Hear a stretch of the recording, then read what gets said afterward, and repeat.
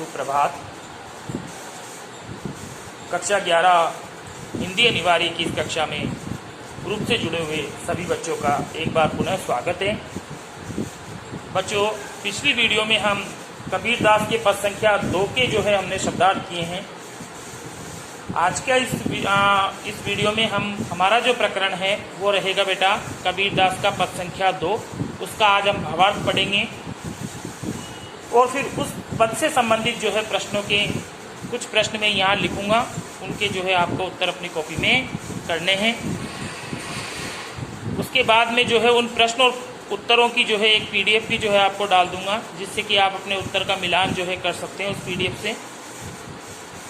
तो देखेंगे बेटा, आज हम पढ़ रहे हैं कबीर का पद संख्या 2।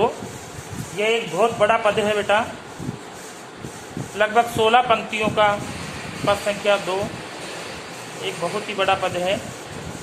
देखते हैं, हम शुरू करते हैं कबीर का पद संख्या 2।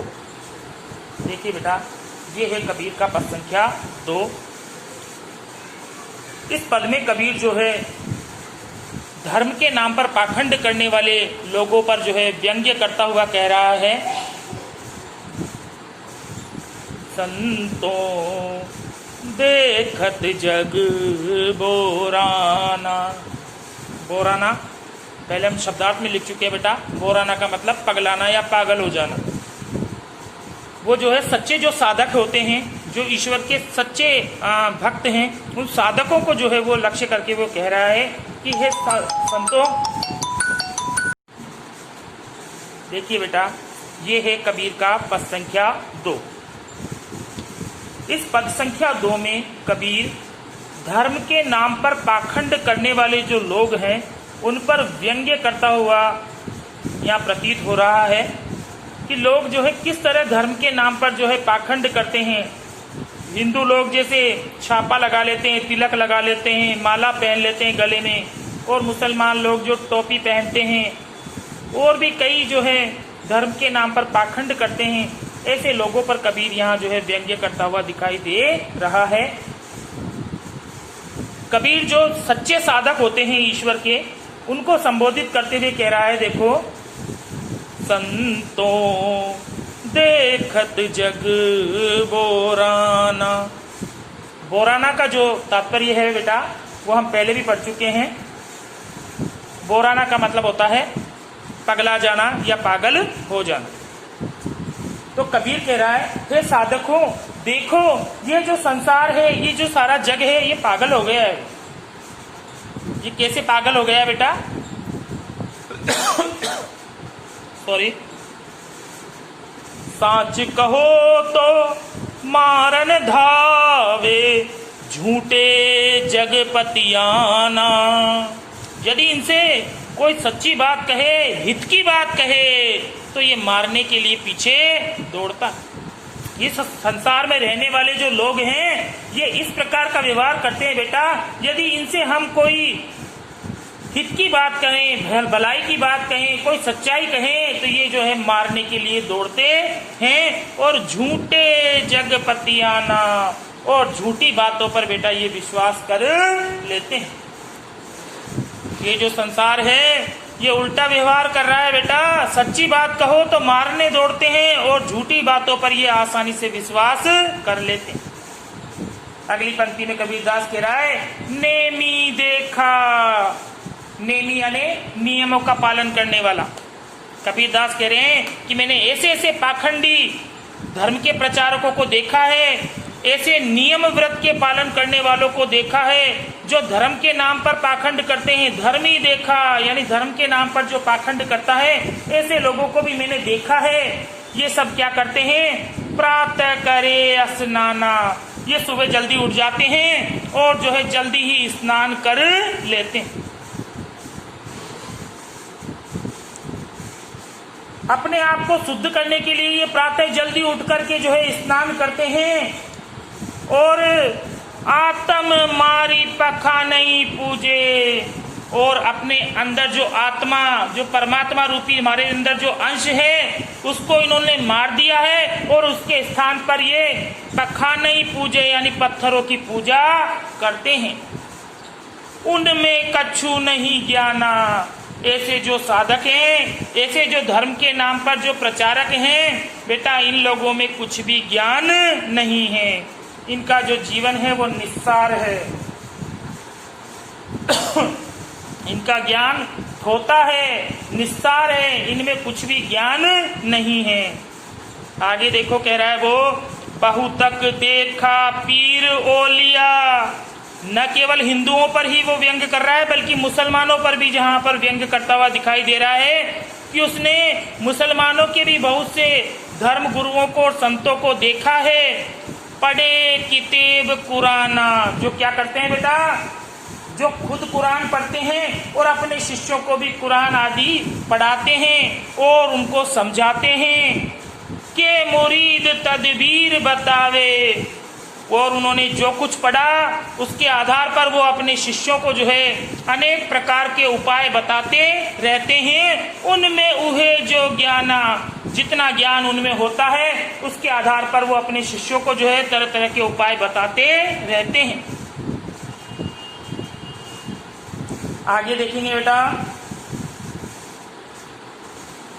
आसन मारी डिम्ब धरी बैठे। आगे जो है फिर हिंदुओं के साधकों के, हिंदुओं के जो धर्म प्रचारक हैं उनके ऊपर फिर भी व्यंग्य करता हुआ कबीर यहाँ कह रहा है कि जो आसन मारकर ध्यान की मुद्रा में जो बैठते हैं, मन में बहुत गुमाना। ऐसे जो साधक होते हैं बेटा, उनके मन में जो है बहुत अहंकार होता है।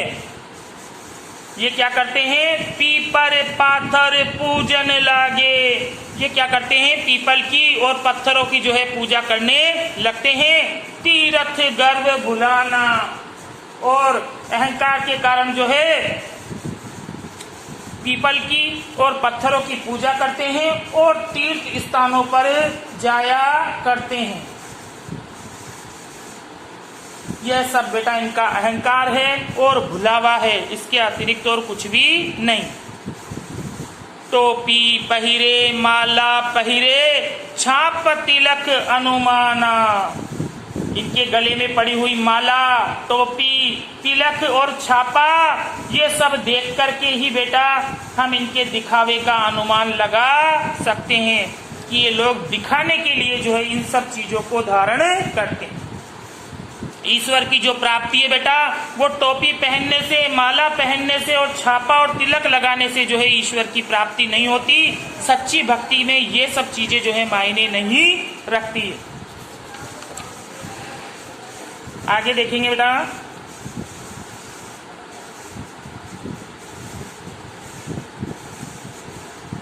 साखी शब्द ही गावत भूले आत्म खबरी न जाना।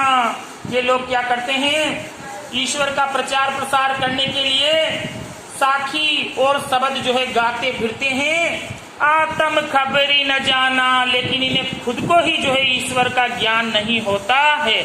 इनको खुद को पता नहीं है कि ईश्वर की प्राप्ति कैसे होती है। बस ये लोगों को भटकाने के लिए जो है साखी और शब्द जो है गाते फिरते हैं, यानी ईश्वर का जो है पाखंड से जो है प्रचार प्रसार करते फिरते हैं।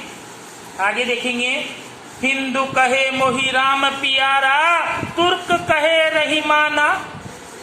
हिंदू लोग कहते हैं मुझे तो भाई राम प्रिय है, और मुसलमान कहते हैं मुझे रहीम प्रिय है। यानी दोनों ही जो है अपनी अपनी धारणा पर मानकर चलते हैं। एक को राम प्यारा है तो दूसरे को जो है रहीम प्यारा है।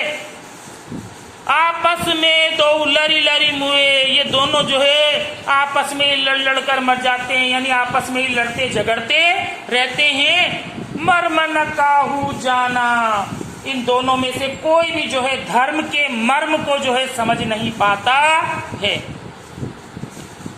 घर घर मंत्र देत फिरत हैं। ऐसे पाखंडी जो लोग हैं, जो धर्म के प्रचारक हैं, ये घर घर जाकर जो है बेटा लोगों को गुरु मंत्र देते फिरते हैं। भाई ये कर लो, इससे ईश्वर की प्राप्ति हो जाएगी।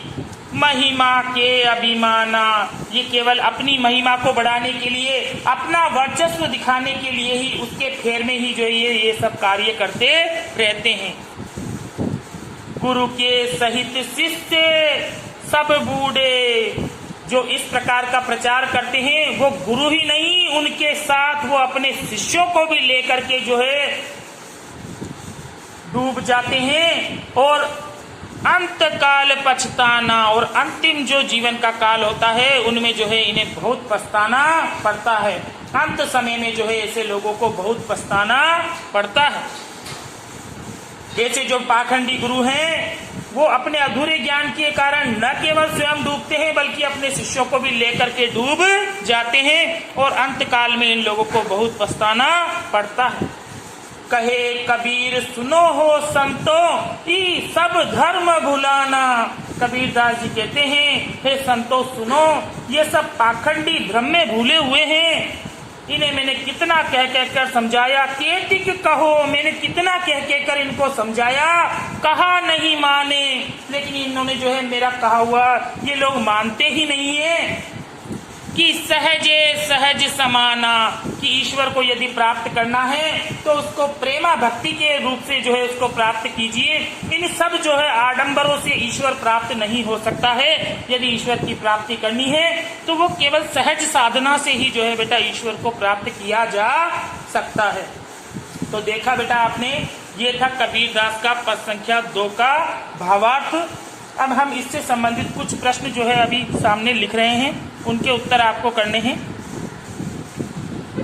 अभी जो आपने पद संख्या 2 का भावार्थ पढ़ा बेटा, उसी भावार्थ से संबंधित जो है कुछ प्रश्न मैंने यहाँ लिखे हैं।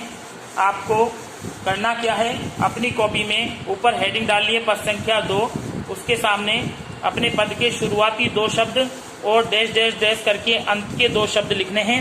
उसके नीचे जो है इन प्रश्नों को लिखना है और प्रश्न करने हैं।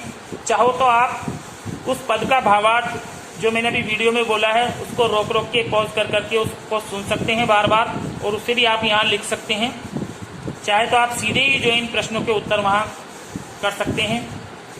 प्रश्न में आपको एक बार पढ़ कर बता देता हूँ, इनके उत्तर आप स्वयं करेंगे।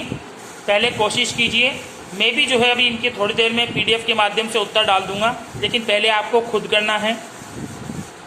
देखेंगे पहला जो हमारा प्रश्न है, कबीर ने इस संसार को यानी जग को बोराया हुआ क्यों कहा है? कबीर ने ऐसा क्यों कहा भाई ये संसार जो है पगला गया है?